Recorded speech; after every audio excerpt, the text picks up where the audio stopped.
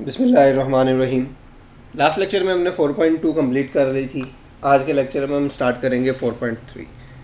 4.3 start करने से पहले कुछ टॉपिक्स आपको पता होने चाहिए, जिस तरह स्लोप क्या होता है, इंक्लिनेशन क्या है, ठीक है, इस तरह की कुछ टर्म्स का आइडिया होना चाहिए।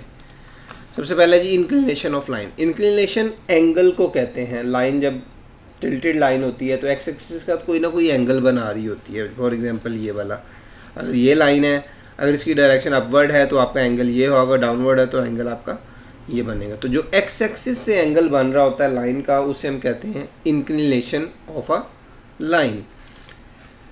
नेक्स्ट, व्हाट इज स्लोप और gradient of a line. Line की स्लोप और ग्रेडियंट क्या चीज़ है। मतलब सपोज ये लाइन है आपके पास, तो ये इस लाइन का इसमें कुछ ना कुछ तो टिल्ड हो रहा है ना, तो ये इसकी स्लोप है। स्लोप कैसे फाइंड कर लेंगे, जस्ट ये फॉर्मूला है राइज ओवर रन। राइज को रन से डिवाइड कर दें, या परपेंडिकुलर ओवर बेस भी आप कह सकते हो अगर ट्राइंगल की बात की जाए। तो परपेंडिकुलर ओवर बेस जो होता है वो हमारे पास क्या होता है, टेंजेंट ऑफ अल्फा। तो जो स्लोप है हमारी उसको हम m से डिनोट करेंगे। m is equal to tangent, मतलब अगर आपको एंगल दिया हुआ 30 डिग्री तो उस लाइन की स्लोप क्या होगी, tan 30, just tan 30 which is 1/√3। इसी तरह अगर एंगल ना हो, जस्ट 2 पॉइंट दिए हो, मतलब ये जो ब्लू डॉट वाले ये 2 पॉइंट दिए हो, तब आप स्लोप किस तरह फाइंड करेंगे, तो बड़ा सिंपल है, y2 minus y1 over x2 minus x1। Next हमें पता होना चाहिए पैरेलल लाइंस का और परपेंडिकुलर लाइंस का। पैरेलल लाइंस कौन सी लाइंस होती हैं, मतलब एक लाइन ब्लू वाली है, एक ये पर्पल वाली है। अब ये देखें दोनों लाइन पैरेलल चल, आप इसको जितना मर्जी एक्सटेंड कर दें ये कभी भी मीट नहीं करेंगी, एक दूसरे को इंटरसेक्ट नहीं करेंगी। इसे हम कहते हैं parallel lines.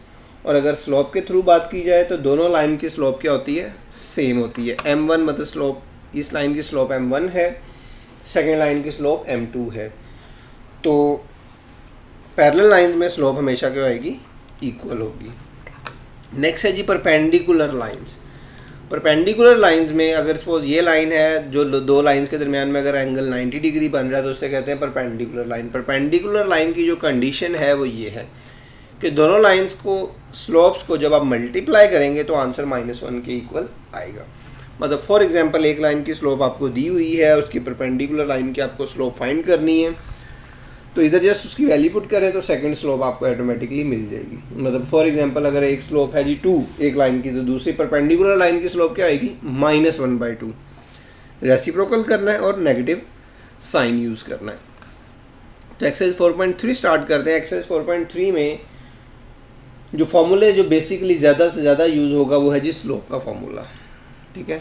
Find the slope and angle of inclination of the line joining the point, sketch each line. अब ये 2 पॉइंट दिए हुए हैं, इसकी स्लोप फाइंड करनी है। तो स्लोप का जो फॉर्मूला भी मैंने आपको बताया है, y2 minus y1 over x2 minus x1, ये वाला फॉर्मूला यूज़ करेंगे। तो ये हमारे पास आ गई जी। अब पॉइंट आपको -2, 4 और 5, 11 दिए हुए हैं। आप इसको x1 y1 कह दें, सेकंड वाले को x2 y2 कह दें। फॉर्मूले में वैल्यूज़ पुट करें, सिंप्लीफाई करें तो आपको आंसर मिल जाएगा 1, जो कि इस लाइन की स्लोप है। अगर इसको स्केच करना है तो स्केचिंग क्या करेंगे, ग्राफ पेपर में आपको ये पॉइंट जो -2, 4 पहले ये ढूंढना पड़ेगा। -2, 4 एक्स एक्सिस पे नेगेटिव -2, एक्स एक्सिस पे -2 जो कि ये साइड पे है, और वाई एक्सिस पे 4, तो ये पॉइंट आ गया 4। इसी तरह 5, 11 एक्स एक्सिस पे 5 पॉइंट मूव करने हैं और अपवर्ड 11 पॉइंट मूव करने हैं। जब ये 2 पॉइंट मिल के इनको ज्वाइन कर देना स्ट्रेट लाइन से, तो ये जो लाइन बन जाएगी ये हमारी स्केच है। उसकी स्लोप ऑटोमेटिकली 1 ही आएगी, ठीक है, क्योंकि हमने अगर ग्राफ पे एग्जैक्ट स्केचिंग करेंगे तो स्लोप ठीक नज़र आएगी आपको। Question number 2, in the triangle ABC find the slope. Triangle आपको दी हुई है, आपको स्लोप फाइंड करनी है। ट्राइंगल के तीनों वर्टिसेस आपको दिए हुए हैं। अगर 3 वर्टिसेस हैं इसका मतलब उसकी 3 साइड्स हैं, 3 साइड्स हैं। तो AB साइड है, BC साइड है और CA या AC साइड है। तो इन सब की स्लोप भी है। तो जस्ट आपको A और B दोनों पॉइंट गिवन है, तो slope of AB y2 minus y1 over x2 minus x1, 2 point है, 2 पॉइंट में स्लोप हम बड़ा इजीली गेस कर सकते हैं। इसी तरह आप स्लोप BC की फाइंड कर लें और इसी तरह AC की। फॉर्मूला वही है y2 minus y1 over x2 minus x1। Next आ गया जी each median of the triangle. अब मीडियन होता क्या है, पहले आपको मीडियन का पता होना चाहिए। मीडियन होता है अगर साइड्स के हम मिड पॉइंट लिए जाएं, जिस तरह ये EFD, DEF, ये अगर ये मिड पॉइंट है इस मिड पॉइंट को इस वर्टेक्स के साथ ज्वाइन कर दें, इस मिड पॉइंट को इस वर्टेक्स से ज्वाइन कर दें, तो ये जो रेड लाइंस मिल रही हैं ये होते हैं मीडियंस, ठीक है। आपको इसकी स्लोप फाइंड करनी है, तो ई मिड पॉइंट आप फाइंड कर सकते हैं, डी मिड पॉइंट आप फाइंड कर सकते हैं, एफ मिड पॉइंट आप फाइंड कर सकते हैं। 4.1 में हमने सीखा है इसको, ठीक है जी। अच्छा, उसमें अब आपको इनकी साइड्स फाइंड करनी है, ठीक है ना। D F be the mid point of the slides. Sides किस तरह फाइंड करेंगे, ये बी और स्लोप फाइंड करनी है। अगर आप प्रीवियस स्लाइड में जाके देखें तो हमें ईच मीडियन ऑफ ट्राइंगल की मीडियन की स्लोप फाइंड करनी है, तो मीडियन का तो आपको पता चल गया। तो क्या करना है, बी पॉइंट भी है, एफ पॉइंट भी है, मिड पॉइंट, तो इन दो पॉइंट को यूज़ करके स्लोप फाइंड कर लें। इसी तरह सी डी की स्लोप फाइंड कर लें, इसी तरह ए ई की स्लोप फाइंड कर लें, ये आप खुद करेंगे। पार्ट थर्ड में है जी, आपके थर्ड पार्ट है जी, each altitude of the triangle. Triangle का एल्टीट्यूड क्या होगा। अब एल्टीट्यूड क्या होते हैं, परपेंडिकुलर डिस्टेंस वर्टेक्स से, इस वर्टेक्स से परपेंडिकुलर ड्रॉ करें उसके सामने वाली साइड पे, इसी तरह इस वर्टेक्स से सामने परपेंडिकुलर इस वर्टेक्स, तो ये हमारे हैं एल्टीट्यूड। अब ये किस पॉइंट पे मीट कर रहे हैं ये पॉइंट हमें नहीं पता, मतलब ये डी ई एफ इस वक्त इस केस में मिड पॉइंट तो नहीं है, इधर तो मिड पॉइंट थे, इधर मिड पॉइंट नहीं है। तो क्या करना है, बी सी की स्लोप तो आपके पास है, ए बी की भी है। जो बी सी की स्लोप है वो ए डी की स्लोप का क्या होगा, रेसिप्रोकल होगा और नेगेटिव ऑफ द नंबर होगा।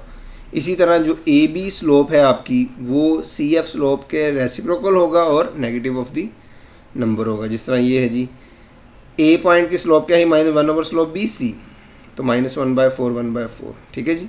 इसी तरह बाकी पार्ट्स आप सॉल्व कर लेंगे। Question number 3, by means of slope show that the following points lie on the same line. Check करना है कि ये जो आपके पॉइंट्स हैं एक ही लाइन पे, एक ही लाइन का मतलब है कोलिनियर है।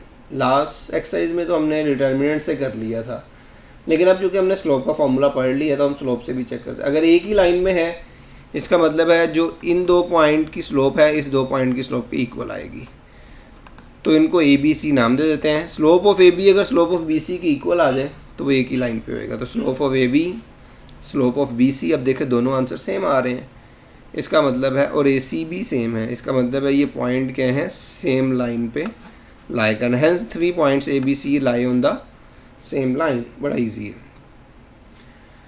क्वेश्चन नंबर 4 आप खुद कर लेंगे। Question number 5, using slope show that the triangle with vertices at A61 this is a right triangle. अब राइट ट्राइंगल में मैंने आपको बताया था एक एंगल 90 का होता है, लेकिन अगर सिर्फ डिस्टेंस की बात की जाए तो हम पाइथागोरस थ्योरम चेक करते हैं।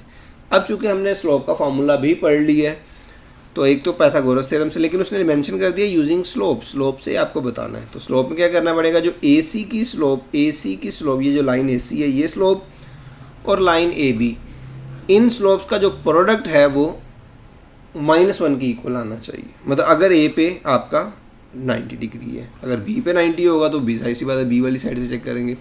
तो पहले तो हम इनकी स्लोप फाइंड कर लेते हैं। स्लोप ऑफ ए बी वही same formula, slope of B C and slope of A C. अब इनमें से देखें किन को मल्टीप्लाई करें तो आपका आंसर जो होगा वो आएगा -1। तो ये कौन सी है जी, ये स्लोप ऑफ ए बी को स्लोप ऑफ ए सी से मल्टीप्लाई करें तो आंसर -1 आ रहा है। इसका मतलब है हमारा जो ए पॉइंट है उस वर्टेक्स पे 90 डिग्री है। 90 डिग्री का मतलब ये लाइंस परपेंडिकुलर है, लाइंस परपेंडिकुलर है, इसका मतलब ये ट्राइंगल कौन सी है, राइट ट्राइंगल है। ठीक है जी, hence triangle A B C is a right triangle. ठीक है जी, थैंक यू वेरी मच।